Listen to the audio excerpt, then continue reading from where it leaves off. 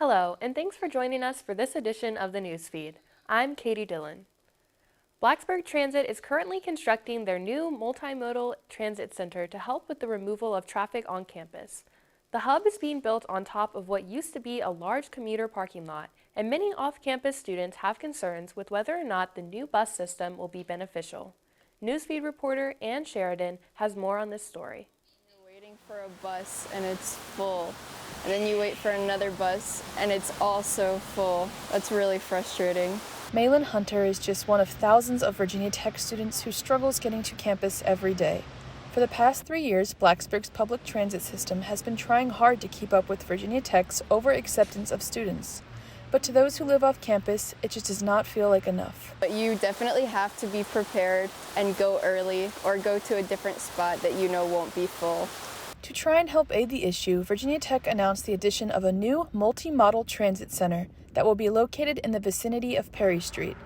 This area will include 17 bus loading areas as well as a building adjacent to the Perry Street parking garage. Blacksburg's transit program coordinator Fiona Rhodes says that the idea behind this new hub is to help with the removal of traffic on and around the drill field. So it will hopefully help things become more efficient, so it'll get our buses into and out of campus a little bit quicker. Another looming issue for Blacksburg Transit right now is being understaffed. This has led to a lot of frustration for off-campus students as some buses are only running once every hour. Staffing is a challenge for us right now. That is going to play a large role in our future, and hopefully once we get back out of staffing constraints, then we can start looking at expanding service again. While there are no current plans to add more buses, Blacksburg Transit says that they are hopeful that the new transit center will help clear up some issues for those struggling to get to campus. Reporting for the Newsfeed, I'm Ann Sheridan. Transportation around the Virginia Tech campus comes in many diverse forms. Students have to decide which option they are using to get around campus. Take the bus or buy a parking pass. Though each option comes with its own advantages and disadvantages, the question remains, what is the most efficient option for students? Newsfeed reporter Briley Roberts has more on this story. With so many students concentrated in one area, transportation around town can be a struggle. Students have the option to buy a parking pass on campus or take the bus, and each comes with their own perks. Program coordinator Fiona Rhodes shares some new additions coming to Blacksburg Transit bus stops. So there will be shelters at all of the stops, so lots of shelters, so covered waiting, easy transfers between route buses and things like that, and there will be a small building, so waiting inside if need be. Blacksburg Transit understands that many students may not be used to using public transportation. ITS manager Tim Witten advises students to take advantage of the trip planner on the app and website in order to get a better idea of what to expect riding the bus for the first time. On the other hand, many students utilize purchasing a parking pass. Virginia Tech junior Abby Whitlock shares why she continues to buy a commuter pass every year. I like to have a parking pass because I have the freedom to come and go to campus whenever I choose to. And a lot of times the bus is super crowded and it's at full capacity, so that causes problems and makes me late to class if I choose to do that. Both options are efficient ways for students to get to and from campus, and both organizations are working to make transportation better and better each year. For students that wish to take the bus, ridebt.org can be used to plan trips and find routes near you. Parking permits can be purchased online at parking.vt.edu/permits. Virginia Tech has made great efforts to promote diversity, inclusion, and representation across the campus. After winning another commendation earlier this month, those efforts continue to be appraised. How has the school succeeded in creating an inclusive VT? Newsfeed reporter Chase Hickman joins us live with more. Thanks, Katie. Earlier this month, it was announced that Virginia Tech received its 7th consecutive Insight Magazine Higher Education Excellence in Diversity Award. Where in the school is diversity being promoted? One way is through the Student Opportunities and Achievement Resources Program, or SOAR for short. The program works as an advocacy group for minority students and prospects, helping them feel more at home at school.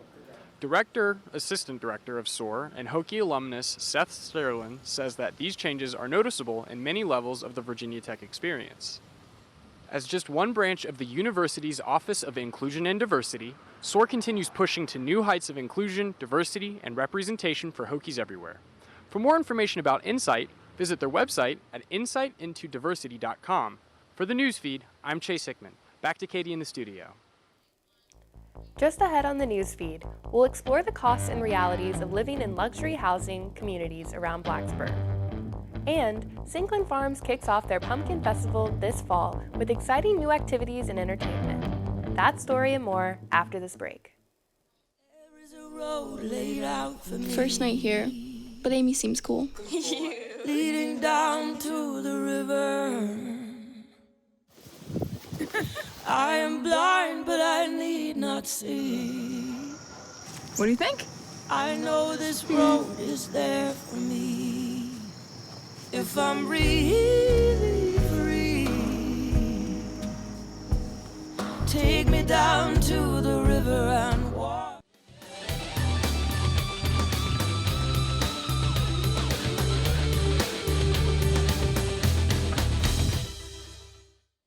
Welcome back to the newsfeed. I'm Katie Dillon. As Virginia Tech continues to accept more and more students every year, housing becomes a major issue when they transition outside of dorms. With all the construction going on in Blacksburg, a lot of luxury apartments are becoming more popular. But what differentiates a luxury apartment versus affordable housing in Blacksburg? Newsfeed reporter Sabina Chada has more in this next story. Here in Blacksburg, the population size seems to be increasing every year as Virginia Tech accepts more and more students. With this comes the concerns of needing the appropriate amount of housing for off-campus students.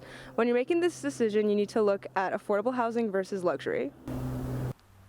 If you're to look at luxury housing, more amenities come with paying a higher rent amount. Some places in Blacksburg will include a gym, a pool, and even a clubhouse for activities. After speaking with a staff member of the union, it seems like there is a greater difference between the care of a luxury apartment compared to affordable housing here in Blacksburg. I think the main difference is the level of commitment that the workers come in with on a regular basis.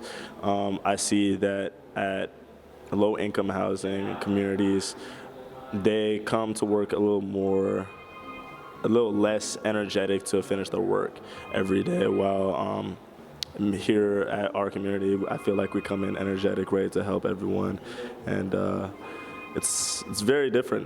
You find those similarities a lot. Regardless of the amenities, some students also feel like paying for the use of a gym or swimming pool is not worth it, especially if they have to pay their way through college on their own. I like living in affordable housing because as a college student who has to pay her own rent, it's really easy to be able to live somewhere that I can afford rather than somewhere else where I have to pay a lot more money just to, maybe get a gym or a pool or some of the extra amenities. So I really like living in affordable housing. Reporting for the newsfeed, this is Sabina Chada. This fall marks Sinkland Farms' 31st annual Pumpkin Festival. Over the span of 6 weeks, Sinkland Farms entertains 40,000 visitors traveling close and far to celebrate the fall season. Every weekend in October holds new surprises. There will be live music of all different genres, local vendors selling handmade crafts, a 5-acre corn maze, live scarecrows, and of course, a hayride out into their famous pumpkin patch. We grow all of our pumpkins, squash, and gourds here. If you go to many other festivals, they have them shipped in. They're not grown locally. We are very proud of what we grow. Susan Sink finds a way to spice up the festival with offering something new every year. This fall, they are introducing costume contests with different themes every weekend. There will be exciting prizes for the best dressed guests who are willing to walk the dirt runway. Sink says, "You never know what's going to happen at Sinkland Farms," and she is absolutely right. On opening day, 5 pigs were accidentally let loose in the corn maze, making it a very memorable festival experience for all of the families and guests. That will wrap up this edition of the Newsfeed. If you have a story idea for the Newsfeed, let us know. Send us an email at thenewsfeednrv@gmail.com. And as always, you can also connect with the Newsfeed on Facebook and Twitter. Thank you for watching. I'm Katie Dillon.